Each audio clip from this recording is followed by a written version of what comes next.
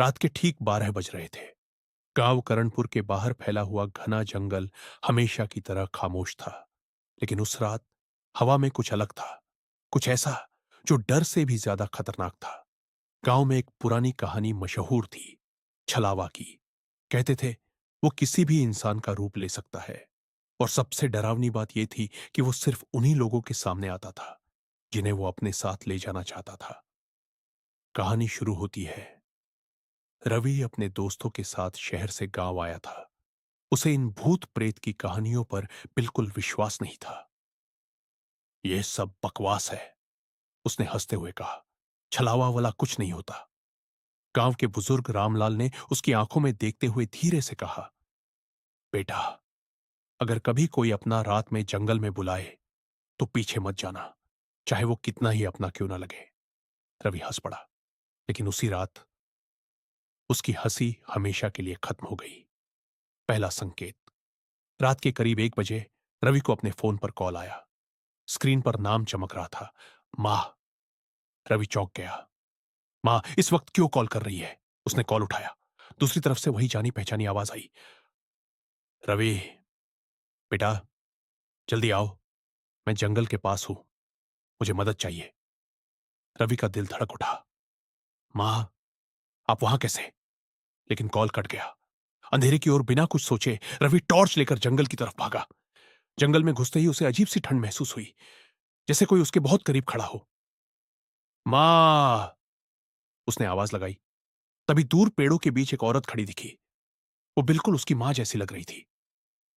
रवि, इधर आओ। आवाज में अजीब खिंचाव था। रवि धीरे धीरे उसकी तरफ बढ़ने लगा।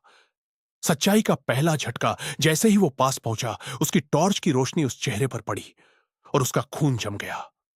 वो उसकी मां नहीं थी। उसका चेहरा आधा जला हुआ था, आंखें पूरी काली, और होठों से खून टपक रहा था।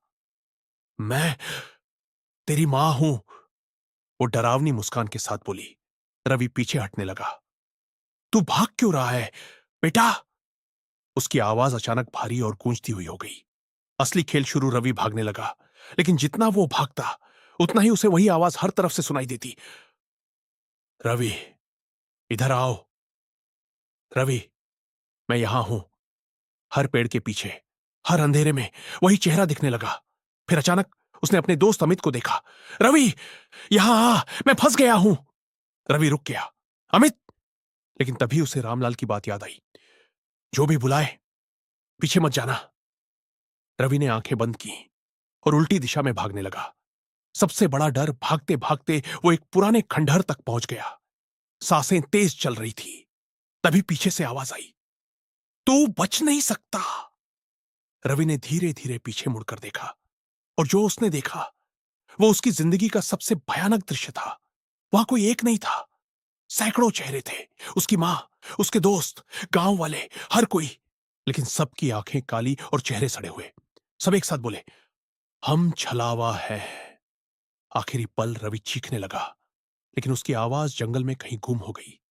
अगली सुबह गांव वालों को जंगल के पास रवि का फोन मिला। उसमें एक आखिरी रिकॉर्डिंग थी।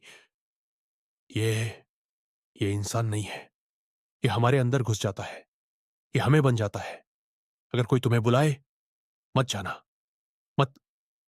रिकॉर्डिंग अचानक बंद हो गई, और अब गांव में आज भी रात को किसी का फोन बजता है और स्क्रीन पर नाम आता है, रवि।